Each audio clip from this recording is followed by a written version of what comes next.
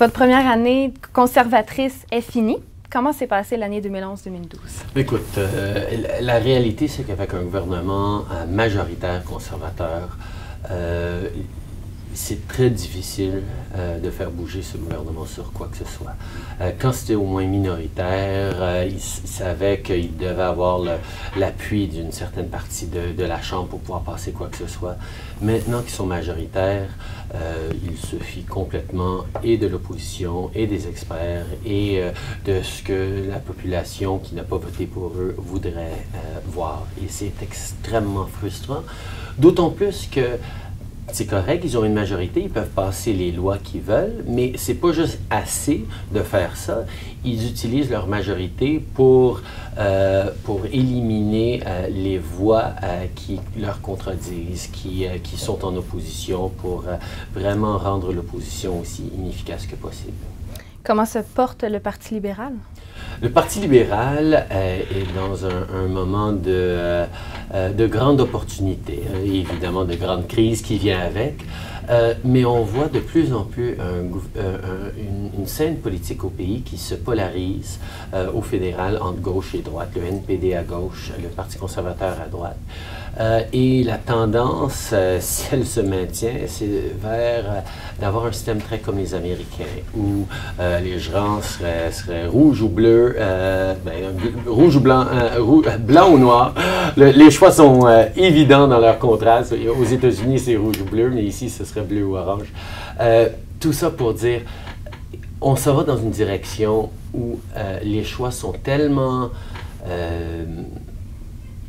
polarisants, que les gens se satisfont de voter contre quelque chose plutôt que de voter pour quelque chose. Tu te places à gauche, tu votes contre la droite, tu te places à droite, tu votes contre la gauche, mais il n'y a personne qui est en train de regarder les genres de compromis qui ont défini notre pays depuis des siècles et des siècles. Et ce qu'on a avec le Parti libéral, c'est une opportunité de dire, est-ce qu'on veut être à gauche ou à droite? Pas particulièrement. On veut des politiques qui fonctionnent, on veut respecter les valeurs des Canadiens d'un bout du pays à l'autre, et on veut que les gens choisissent quelque chose de positif. Alors ça va exiger une grosse réflexion pour le parti, mais je suis très confiant qu'on va pouvoir le faire. Comment est-ce que vous vous sentez là-dedans? Je suis très optimiste parce que, par exemple, si on voit au mois de janvier, on a eu un congrès à Ottawa qui a rassemblé plus que 3000 personnes, dont plus que 1000 jeunes qui étaient à leur premier congrès. C'est des jeunes qui étaient là pour essayer de participer à la politique, pour en apprendre sur la politique. Et pour moi, d'aller chercher cette jeunesse, d'aller chercher ces gens qui veulent un meilleur monde, ce que leur politicien actuel leur offre, je pense que le Parti libéral du Canada va pouvoir se glisser là-dedans. C'est important pour vous que les jeunes s'impliquent dans la politique? Absolument. Je pense que quand on regarde, c'est pas juste une question de regarder un secteur de la population qui vote très peu. Les aînés votent à peu près 80% de taux de votation. Les jeunes votent à peu près 35%. Et ça ne cesse de décroître. Ce serait important juste en tant que démocratie, d'aller assurer un meilleur taux de votation pour les jeunes. Mais c'est encore plus important que ça parce que les défis auxquels on fait face, c'est des défis énormes qui vont exiger une réflexion plus long terme, une volonté de s'adresser aux grands enjeux, de mettre au défi le statu quo, d'embrasser le changement, de vraiment se dire, OK, on fonce, puis ça va pas être facile, mais on va y aller. C'est justement cette mentalité-là que les jeunes veulent offrir, mais qui ne sont pas en train d'offrir en politique. Parce qu'ils votent pas, les politiciens ne sont pas en train d'agir comme ça, et pour moi, on est tous plus pauvres à cause de ça.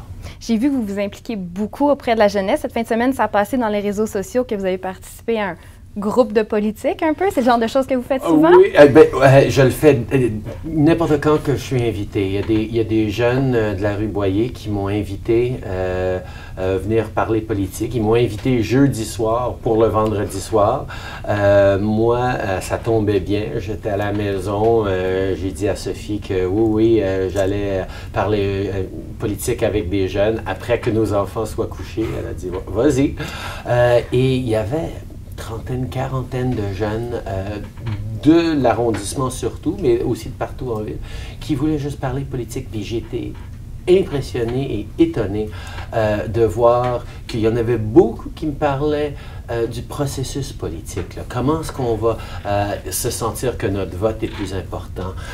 Qu'est-ce que vous pouvez vraiment faire dans une situation majoritaire conservatrice? Est-ce que la gauche devrait se fusionner? C'est des questions vraiment concrètes en termes qui démontraient un engagement envers la politique. Il y avait aussi évidemment beaucoup de questions par rapport à l'environnement, questions par rapport à l'éducation. Mais j'ai aussi été très content de voir que dans une salle de 40 jeunes, ils m'ont posé des questions pendant 2-3 heures.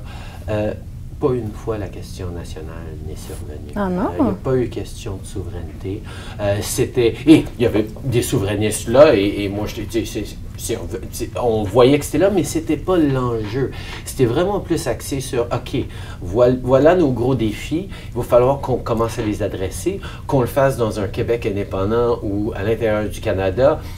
C'est moins important que le fait qu'il faut adresser ces enjeux-là, puis ils ne croient plus à la pensée magique qui dit, OK, une fois qu'on devienne un pays souverain, le Québec aura tous ses problèmes réglés. Non, on le sait que c'est pas ça. Alors, j'ai vraiment été impressionné par la qualité et par l'engagement démontré par leurs questions. Est-ce que vous avez eu des questions sur la crise étudiante? Oui, il y en a eu une couple, mais il y avait des jeunes là qui étaient contre la grève, il y avait des gens qui étaient là, qui étaient parmi les grévistes. On se mettait d'accord sur le fait que c'était un enjeu qui était troublant parce que ça démontrait la déconnexion qui existe entre les politiciens et les jeunes. Quel que soit le sujet abordé dans ce cas-ci, ce niveau il y a quasiment une rupture de confiance entre les jeunes et leur démocratie, et c'est ce qui est inquiétant. Et ma réponse à ça, c'était inviter plus de politiciens chez vous et espérer qu'il y a plus de politiciens qui, comme moi, vont se présenter pour avoir des conversations honnêtes avec vous. Il y en a plusieurs qui pensent que vous êtes le sauveur du Parti libéral du Canada. Qu'est-ce que vous en pensez de ça? Ça m'inquiète énormément. Juste cette idée qu'il y a le potentiel d'avoir un sauveur. Là. Tu sais, je veux bien faire partie de l'équipe qui va remettre le Parti libéral, pas juste sur ses pieds, mais dans le cœur des Canadiens. Oui, ça va être un travail d'équipe. Mais que je le fasse, et je suis encore en pleine réflexion, que je le fasse à la tête ou que je le fasse dans l'équipe, c'est moins important que ce qui est une équipe. Et cette idée de dire, OK, si on choisit la bonne personne, tout va bien aller, c'était le problème qu'Obama avait, c'est le problème que même mon père, à Trudeau-Manie, en 1968, ça a été une grosse foulée, mais en 1972, il a failli perdre son gouvernement. Là, et on est rendu à un moment où on ne peut pas juste s'attendre à ce qu'aucun chef d'État ou premier ministre ou président ou roi ou reine ou n'importe qui en haut puisse réellement amener les changements nécessaires, à moins que ce soit appuyé par une base impliquée et activée. Les citoyens, par leur choix de consommation, par leur choix de style de vie, par leur mode de transport, par leur attitude par rapport aux voisins, par rapport à la planète, ça, c'est ce qui va amener un changement. Il n'y a pas personne qui peut dire « OK, je fais le bon choix, puis ensuite je me rassois, puis je te regarde faire. » Si c'est ça que les gens s'attendent à voir, là, ils vont être déçus parce que no way est-ce que je m'implique dans ce jeu-là. Est-ce que vous considérez quand même la chefferie? Oui, je suis en train de considérer. C'est vraiment une question, moi, est-ce que je peux continuer à être bon père de famille si je devenais chef du Parti libéral? Est-ce que je pourrais continuer à être un bon député pour le comté? Moi, je me suis démarqué, je crois, et c'est ce que j'entends de beaucoup de mes concitoyens dans Papineau. Je me suis démarqué par mon implication authentique et très présent au niveau communautaire. C'est sûr que si je devais devenir chef du parti, ça voudrait dire moins de temps dans le comté. Est-ce que c'est toujours un équilibre? Est-ce que, étant chef de parti, je pourrais mieux servir les citoyens du comté, ou est-ce que être présent sur le comté est moins important, je pourrais mieux servir les citoyens du comté? C'est le genre de réflexion qu'il faut que j'entame au courant de l'été à bien des niveaux. Est-ce que je vais mieux servir le parti et mon pays en étant simple député ou en étant chef? Est-ce que je vais mieux servir? C'est toutes des réflexions à avoir et à prendre de façon très honnête, parce que oui, il y a des gens, si on regarde les sondages, qui voudraient bien que je sois chef du parti, mais il y a aussi beaucoup de gens qui ne voudraient pas que je sois chef de parti. Et dans les deux cas, c'est basé sur des choses autres que ce qui je suis. Souvent, c'est à cause de la tradition, à cause de mon père, à cause de tout ça. Moi, il faut que je fasse une décision intègre et honnête sur est-ce que je serai la bonne personne. Et vous allez savoir si je prends une décision à la fin de l'été. Comment est-ce que ça s'est passé cette année dans votre comté de Papineau? Qu'est-ce qui a été fait, les grandes lignes? Écoute, ça a été une année assez occupée. La sortie de la crise économique qu'on a vécue depuis 2-3 ans a été pas facile pour tout le monde. Il y a eu beaucoup de recours à nos organismes en sécurité alimentaire. Il y a eu beaucoup d'inquiétudes au niveau du logement. Et je suis très impliqué sur ces deux enjeux-là au niveau communautaire et à un plus grand niveau aussi. Je me suis beaucoup impliqué avec la Frappe-Rue et avec d'autres organismes pour le logement pour essayer de mettre de la pression sur ce gouvernement fédéral de réinvestir dans le logement, parce qu'ils se sont dévestis complètement de leurs responsabilités à ce niveau-là.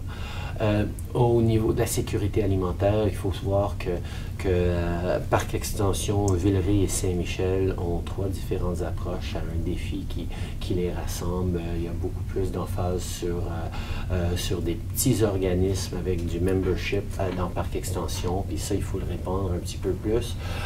Au niveau de Villeray, il y a des magasins de partage, il y a des ressources d'urgence, des comptoirs alimentaires, mais il faut continuer à en développer. À Saint-Michel, évidemment, Vive Saint-Michel en santé fait un très bon travail à ce niveau-là, mais le travail d'accompagnement, d'encouragement, d'être présent, de pouvoir lier des partenaires, de trouver de l'appui pour les cuisines collectives, pour les jardins communautaires et collectifs. À ce niveau-là, je continue d'être très, très impliqué sur le terrain. Il paraît que dans Papineau, c'est une des circonscriptions qui a le moins d'adhérents au Québec au Parti libéral. Est-ce qu'il y a quelque chose que vous pensez faire cette année pour que ça remonte? Écoute, c'est vrai que notre membership est autour de 300, mais la réalité, c'est que c'est 300 de plus que dans beaucoup de circonscriptions. Parmi la raison pour lesquels mon comté et celui de Nicodère ont été soulignés dans un article, c'est qu'on est perçu comme étant des bons organisateurs de terrain, et le fait que Denis et moi, nous n'avions que quelques centaines de membres, ça indiquait la catastrophe du Parti libéral. Pas du tout. Okay. Le Parti libéral est en train de transformer sa façon de faire du membership et justement, ça va s'entamer cet automne avec la nouvelle course à la chefferie. Pour la première fois, un parti politique ne va pas charger pour son membership et son membership va être ouvert à tout le monde qui serait ouvert aux principes et aux valeurs du Parti libéral du Canada et qui ne sont pas membres actifs en règle d'un autre parti politique. Alors ça, on va ouvrir à une classe qui s'appelle les sympathisants. Ça vise les 2,5 millions de personnes qui ont voté pour le Parti libéral dans les dernières élections, mais qui ne sont pas parmi les 50 ou 60 000 Canadiens qui sont membres actifs, identifiés avec un gros libéral dans leur cœur et sur leur front des fois. C'est de dire, écoutez, on sait qu'on n'est pas parfait comme parti, mais est-ce que vous voulez vous impliquer et on va même vous donner l'opportunité de nous aider à choisir notre propre chef. Alors, quand le mois de probablement avril de 2013 viendra, ce ne sera pas juste les 50 000 membres du Parti libéral qui vont voter pour le chef, ça va peut-être être 300, 400 000 Canadiens de partout au pays qui vont pouvoir dire non, c'est ça le chef que je veux pour le Parti libéral parce que c'est qui je veux pour premier ministre en 2015. Alors, à ce niveau-là, c'est très puissant, mais parce qu'on est en période de transition, de façon technique, le membership s'est baissé un petit peu. On va reparler de votre combat de boxe. On en a entendu pas mal parler. Donc, est-ce que vous pouvez nous dire comment vous êtes senti le 30 mars dernier? Écoute, ça a été vraiment, vraiment agréable comme expérience. J'avais boxé un peu toute ma vie comme entraînement, mais jamais je n'étais rentré dans un ring pour un vrai combat. Puis on se demande tout le temps, c'est une chose de pouvoir frapper un sac, c'est une autre chose de pouvoir avoir la ténacité pour s'affronter à un adversaire coriace qui voulait te taper aussi fort que toi tu voulais le taper.